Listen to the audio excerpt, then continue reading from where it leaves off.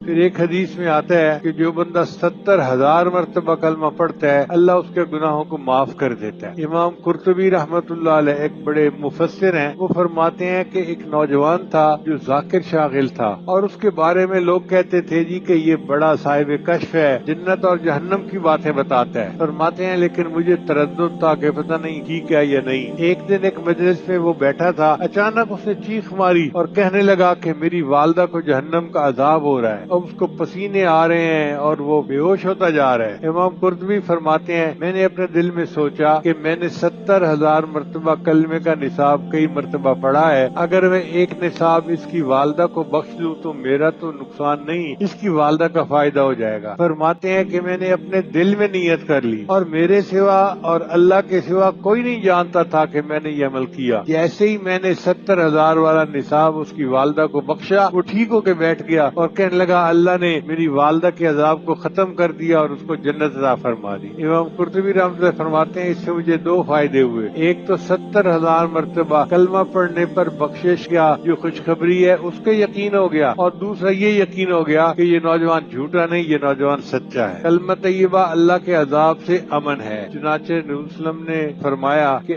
اللہ تعالیٰ کا ارشاد ہے کہ میں ہی اللہ ہوں، میرے سوا کوئی معبود نہیں، لہذا میری ہی عبادت کیا کرو۔ جو شخص تم میں سے اخلاص کے ساتھ لا الہ الا اللہ کی گواہی دیتا ہوا آوے گا وہ میرے قلعے میں داخل ہو جائے گا، اور جو میرے قلعے میں داخل ہوگا وہ میرے عذاب سے بچ جائے گا۔ تو لا الہ الا اللہ کا پڑھنا اللہ تعالیٰ کے عذاب سے بندے کو بچا دیتا ہے۔